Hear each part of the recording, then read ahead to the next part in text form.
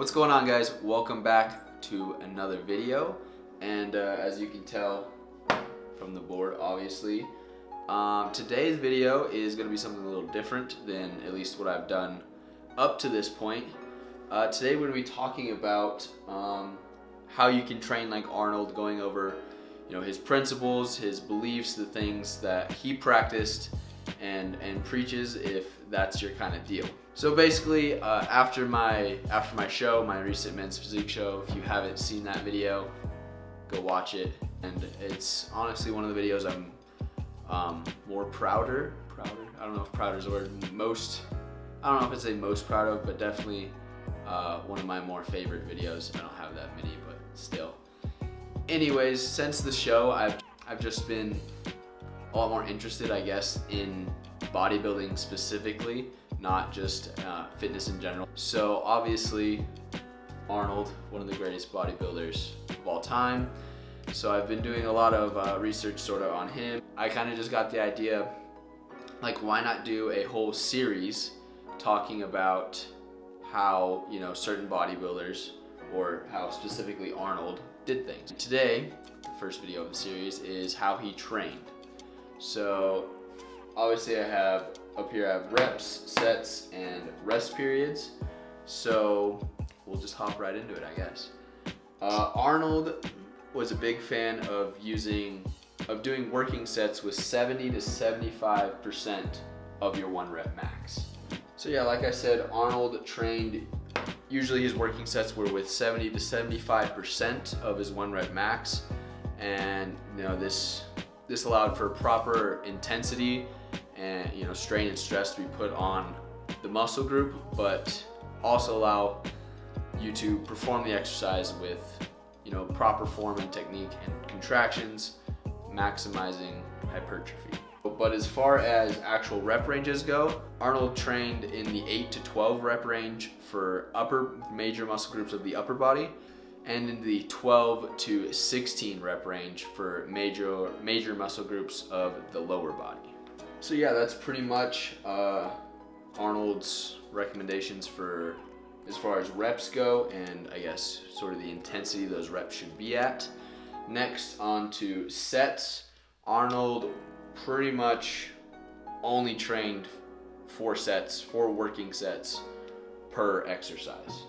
Now, for his basic baseline program, he'd usually be doing 4 sets of 12 reps as a staple, but in his more advanced programs, or exercises for major, much larger muscle groups, he would go as far as 4 sets of 20 reps. So keep that in mind, I guess.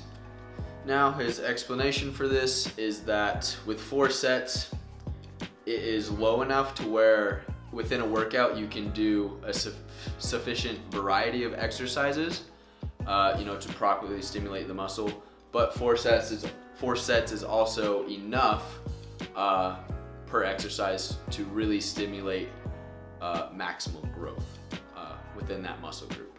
Next, we'll talk about rest periods. His are pretty simple. He recommends keeping rest periods to 1 minute or less. His reasoning for this is that he says within a minute after completing a set, like a working set, you recover 72% of your maximal strength. And within 3 minutes after completing that set, you recover all the strength that you're going to recover without extended rest periods, so several hours of rest. So 3 minutes is really like the very high end. Like after 3 minutes, that's the most strength you're gonna recover during that workout. Really, 1 to 3 minutes is probably going to be adequate for majority of people on the majority of exercises. Obviously, rest longer on your heavier, more compound movements, bench press, squat, deadlift, things of that nature. And obviously I would lean towards more of a minute of rest time during isolation exercises, bicep curls, a cable extension, and things of that nature. So there you have it. That is pretty much the basis of Arnold's training and what he recommends people to do in terms of bodybuilding, not just general fitness, but really specifically for people looking to compete, as this was the way he trained. So that's pretty much the foundation, but I want to get into some other things like what he thought on training to failure and some other more particulars like that just kind of take up more room. So if you want, take a quick screenshot of this, because I'm gonna erase it and we're gonna keep it rolling. Let's do it. Alrighty, moving on, we're gonna talk about Arnold's general thoughts on training to failure. The short answer is yes, Arnold does think you should train to failure, but to him, failure does not mean complete exhaustion. So training to failure and training to complete exhaustion are two different things, according to Arnold. And so basically what he means by failure is performing reps until you can't do anymore with that weight without stopping to rest. And rest in this instance means pausing during the set. So basically to him, failure means doing repetitions. So you're doing a dumbbell press, doing repetitions with the same tempo at the same speed until you can't do reps at that tempo, at that speed with that weight anymore. Failure does not mean repping out as many as you can do, holding the weights up, catching your breath for a couple seconds and then repping out a couple more and then stopping again and then kind of half getting one really slow. That is not what he considers to be failure. That's training more to complete exhaustion. So perform reps until you can't do any more with that weight without resting within that set. Alrighty, continuing on the topic of failure, Arnold gives kind of some general guidelines breaking down failure set by set. So your first set should just be a warm-up set. There should be a light weight and you should probably do 14 or more reps here and not be reaching failure at all. Just training the muscle to feel a proper contraction on that exercise, as well as get fresh oxygenated blood within that muscle so it can perform its best. The second set, you should add weight so you reach failure at around 10 to 12 reps. And remember, we're talking about failure as in reps you do at a consistent tempo and pace and form until you can't do them anymore at that same rate, not just how many you can do with your tempo slowing down and form breaking down as well. And then next, for the third set, you should add weight again, so you now reach failure at around 8 to 10 reps. So lowering that failure point 2 to 4 reps or so. So just adding a little bit of weight for that. And then your final set, for maximum strength gain, you should add weight so you fail at around the 6 rep mark. So this is obviously going to be a lot bigger jump in weight from your third set to your fourth set than it would be from the second to third set, because the second to third set you're only trying to drop your reps 2 to 4 at the most, whereas you are essentially cutting your reps in half for the fourth set. So be aware of that. And then he also talks about an optional 5th set for larger compound exercises, where you use the same weight as you did in the 4th set and you again try to get 6 reps with the same weight. And if this isn't possible, if you're just burnt out, he obviously recommends using a training partner to slightly assist you on whatever your sticking points are, or you can use bands or any sort of other mechanical advantage to make it a little bit easier if you really do want to go for this 5th set, but you're just not going to get 6 reps with the same weight again.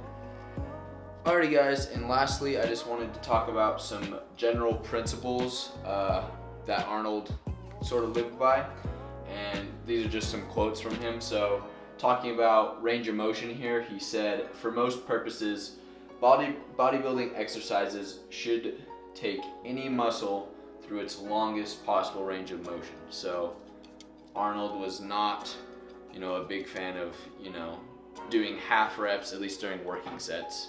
He is a proponent of doing, half reps or partial reps to extend sets, but not for the main reps of that set.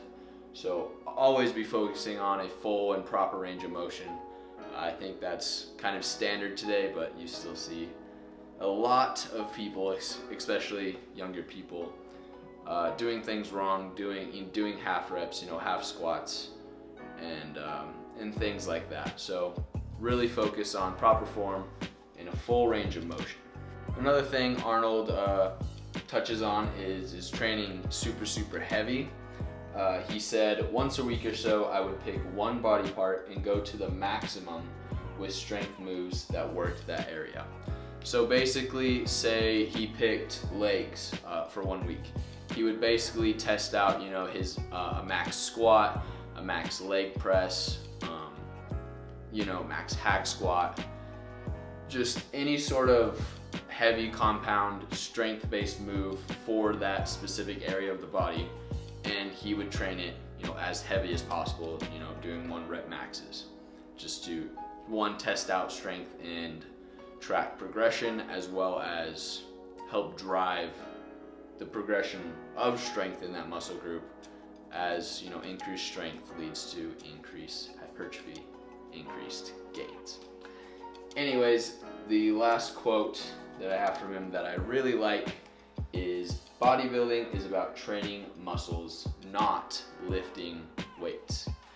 And I think there's a big misconception that the biggest guy in the gym is always the strongest, and the strongest guy in the gym is always the biggest, and that's just not true. Like look at power lifters. They are obviously the strongest sort of group of people, and they are for the most part stronger than bodybuilders, but they're not as big as bodybuilders, and vice versa. Bodybuilders are bigger than powerlifters, but not as strong in most cases. Obviously, there's some overlap there, but in general, powerlifters tend to be stronger than bodybuilders, and bodybuilders tend to be bigger than powerlifters, and that's obviously due to the demands of their respective sports. Powerlifters need to be strong and bodybuilders need to be big. Anybody else out there whose #1 goal is to get bigger and not just to get stronger, you really need to start thinking like this. You need to train muscles, not just lift weights. Yeah, that's pretty much it. I hope you guys learned something. Hope you guys could take some of this stuff and put it into your own training. I know I will, because I definitely don't do 1 rep maxes for one body part every week. I can't even remember the last time I tested my 1 rep maxes. So that's something that I might pick up, because being strong is fun. It's cool. When you hit a PR or you're just lifting a heavy weight, you just feel good. That's definitely something that I might be testing out in the future. But yeah, let me know in the comments below what you guys took away from this, what you guys liked the most, what you maybe didn't know or didn't expect, and the things that you are hopefully gonna apply to your training from this. Hopefully I'm gonna have another video up in like a couple days. That's what I was getting at, and I totally botched the outro. To the next video.